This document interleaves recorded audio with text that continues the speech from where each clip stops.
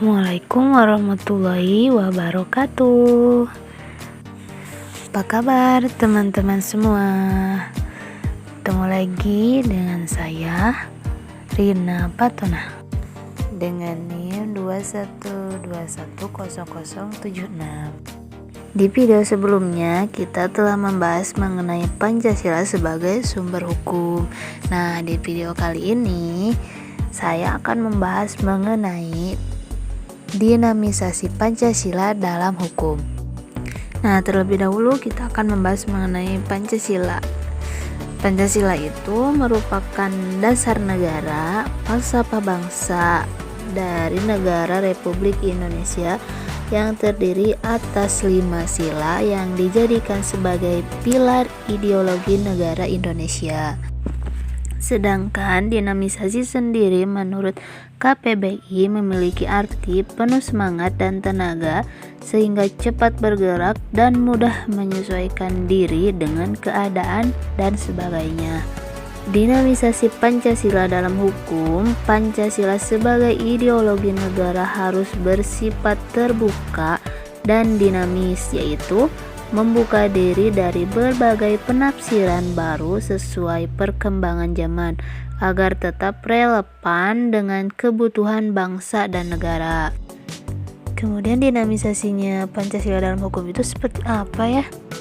Nah, mari kita bahas sedikit mengenai Pancasila berperan atau dinamisasinya dalam hukum yang terdiri atas yang pertama dinamisasinya dalam perkembangan lembaga negara, dinamisasinya dalam hak asasi manusia, kemudian dalam penerapan demokrasi, kemudian ada dalam pemberlakuan hukum. Yang pertama, perkembangan lembaga negara.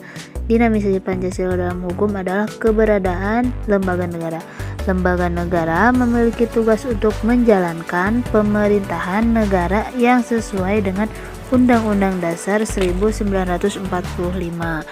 Dalam prakteknya, lembaga negara juga harus dikembangkan. Perkembangan lembaga negara disesuaikan dengan kebutuhan negara dan masyarakat di Indonesia.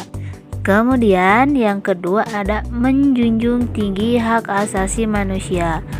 Indonesia yang merupakan negara di mana masyarakatnya sangat menjunjung tinggi dan menghargai hak asasi manusia. Hal itu dikarenakan hak asasi manusia atau HAM berhubungan juga dengan nilai-nilai yang terkandung dalam Pancasila sebagai dasar negara. Hak asasi manusia ini meliputi penyeimbangan pelaksanaan hak dan kewajiban warga negaranya. Yang ketiga ada penerapan demokrasi. Sistem demokrasi yang dianut oleh bangsa Indonesia adalah demokrasi Pancasila. Sistem demokrasi Pancasila ini merupakan demokrasi yang bertumbuh dari nilai-nilai dan tradisi budaya bangsa. Sistem demokrasi Pancasila yang dianut oleh negara Indonesia ini bersifat demokrasi yang mengutamakan musyawarah mufakat dan kekeluargaan, demokrasi yang tidak berdasarkan dominasi mayoritas maupun tirani minoritas, kemudian sistem yang mengutamakan kekeluargaan, bukan sistem yang saling menjatuhkan atau mengutamakan kepentingan individu dan golongan. Contoh perwujudan penerapan demokrasi ini bisa dilihat dari adanya pemilihan umum yang dilakukan untuk memilih pemimpin, baik itu pemilihan organisasi-organisasi biasa maupun organisasi kepemerintahan seperti pemilihan RT, RW, kelurahan, kecamatan, kabupaten, kota. Kemudian dalam pemilihan presiden pun negara Indonesia menggunakan sistem demokrasi.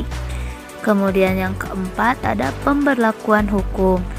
Hukum yang berlaku di Indonesia harus bersumber pada nilai-nilai Pancasila sebagai akar dari segala sumber hukum. Peraturan perundang-undangan yang berlaku tidak boleh bertentangan dengan nilai-nilai Pancasila, seperti yang telah dijelaskan pada video sebelumnya. Yang membahas mengenai bahwa Pancasila merupakan sumber dari segala sumber hukum. Nah, dinamisasi Pancasila di sini dapat terlihat bahwa hukum bisa diubah atau disesuaikan kembali sesuai dengan perkembangan zaman berdasarkan norma-norma yang berlaku dalam masyarakat. Namun, pemberlakuannya tetap harus sesuai dengan nilai-nilai Pancasila. Baik teman-teman, video kali ini pembahasannya dicukupkan sekian. Untuk segala kekurangannya mohon dimaafkan. Wassalamualaikum warahmatullahi wabarakatuh.